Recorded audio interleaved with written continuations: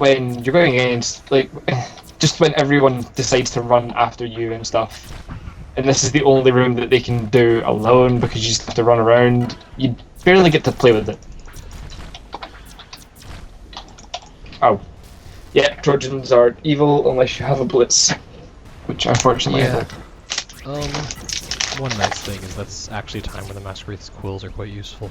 If you don't have a Blitz Needle, the quills can compensate for that. Assuming you have a piercing harness on, I'm guessing, right? Forgot to put my piercing harness on. Okay, never mind then. I've just got the neutralizer setting shooting at it.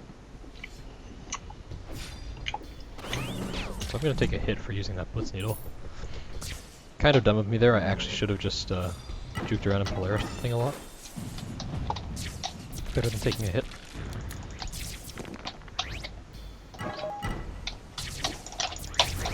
One thing I found, even in Darkfire Vanna, this room really isn't bad. As soon as you take out all the skeletons, it's just kind of run up to the Trojan and let them. This entire floor is actually very easy in Darkfire.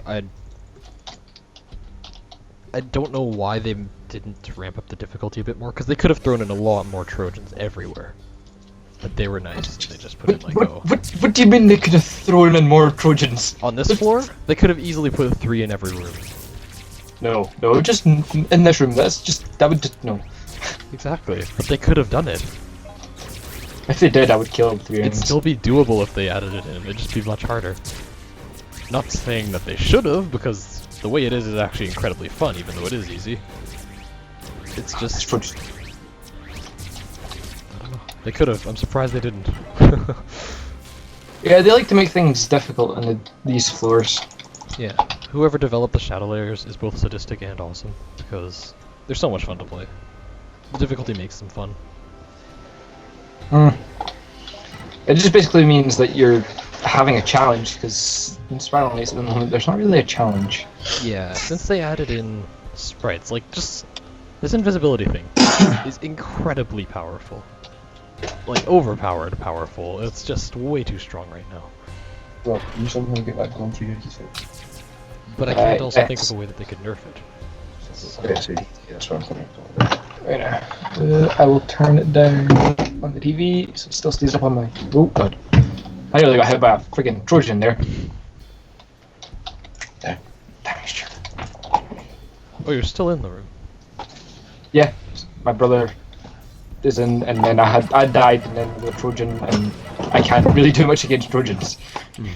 Unfortunately. Blitz.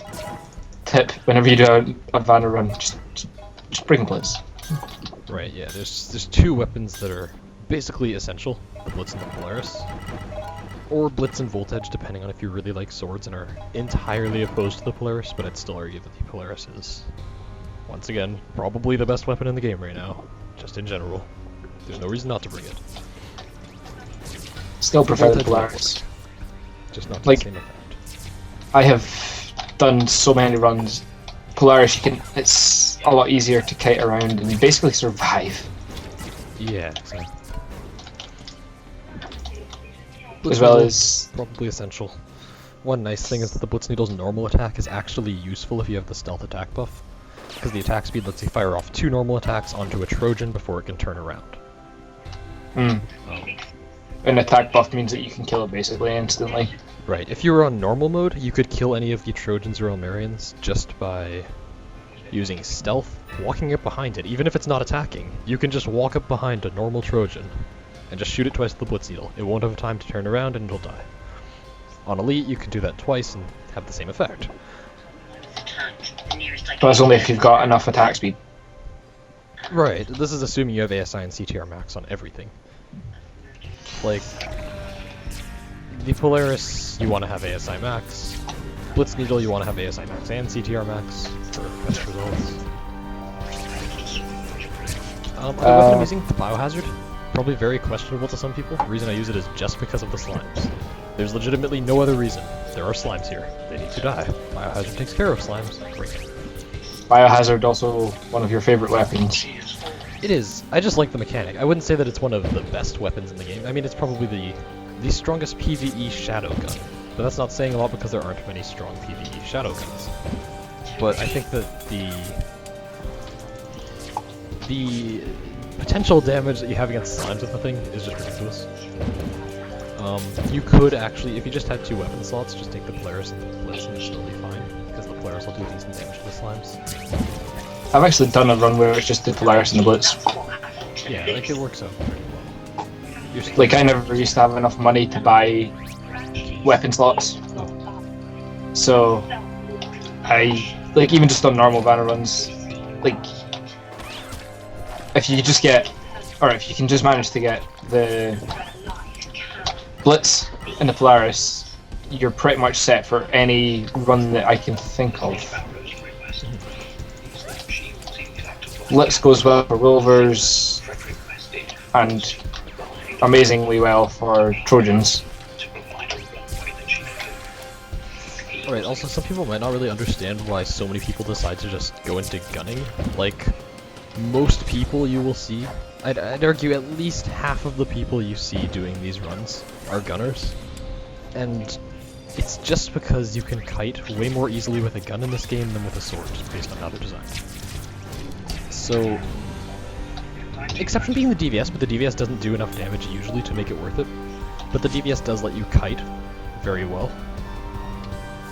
And if you're shield cancelling, then DVS is probably your best friend. Right, like, I wouldn't use it over any of these other weapons for most things, but in a solo run you'd see me using it a bit more, because it lets you you attack once, you shield cancel, and then you walk to the other side of the enemy. Or you can choose to attack multiple times and just circle an enemy, which works especially well for turrets because the arcs let you go around a turret, and it won't be able to attack you. We should probably get the treasure rooms. Yeah, probably. That's kind of what makes this run worth it.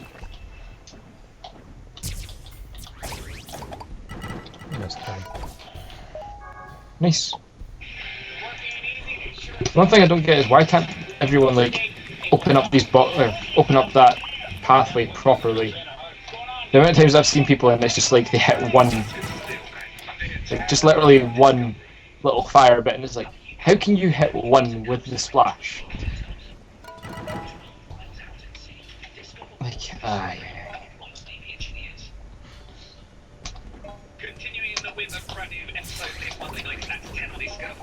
Also, fire on any of these runs is just useless. Fire vials, get rid of. Sleep vials almost equally as well. They're quite bad here, because sleep actually heals enemies. Still don't get why that happens. Also, compared to freeze, the only benefit to sleep in this run, well, obviously they're not going to be attacking you, but usually when you freeze something it wouldn't be anyways. Yeah. At least for normal enemies here. The benefit to sleep over freeze, of course, is that you can knock it back, while frozen enemies you have to hit it once and then you can knock it back. Not really a huge deal. Yeah, freeze is just overall better in this run.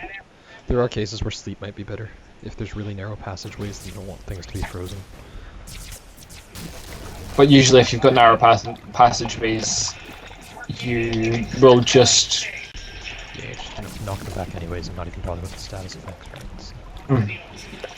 Shock is probably the best status effect out of everything.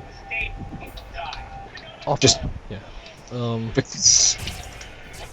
If you had a choice between the two vials, it depends on what enemy you're going to be fighting. Like, if the enemy has a huge wind-up, Shock can interrupt their attacks. Freeze can't. But, Shock's not going to stop them from moving, so if you need to get around cramped areas, then you just want to freeze them instead. For this part, I'm just going to wait for the spike cycle to go halfway, so if you can stand on the pad for now. A little resurrection totem spawns in the middle here. We want to move it to the top right, which means that we wait for the spikes so that they'll go down by the time I get there. And they'll stay down long enough for me to get out. And then you basically sit in this corner with your Polaris and knock everything back into the other corner. Right, and then once we kill a few of them, another wave's gonna spawn. We won't even be able to clear this wave before the next one spawns. Is it timed? I don't know if it's based on time or a certain number of kills, but you'll see. There we go. So, enemies spawn. They're closer to the totem that time, but they're still far enough away that putting it in the top right makes sense, because you can knock them out. One of your best friends in this game is shield bashing. Right, yeah, so if you... There's a number of different ways to make shield bashing more effective. It's one of the main reasons why the DVS is so good for kiting, is that you can attack and then shield and it cancels your attack. If you hold the shield a bit longer, then it lets you bash. So the DVS is useful just like the Polaris, because you get to decide if you're knocking things back or not. Of course, the DVS doesn't do nearly as much damage, which is why you won't see me using it as much. I'm basically useless at this point until the Trojans are dead. You can Polaris the Almerians, which is probably what we'll end up doing anyways, because there's no room to blitz them. There's just no room to move in this room. Yeah, this room gets pretty cramped pretty fast. It's one of the nice places to have a Shiver Mist. There's only a couple places in the run where I'd say Shiver Mist really helps. This is one of them. I just want to shield something because I don't even know why.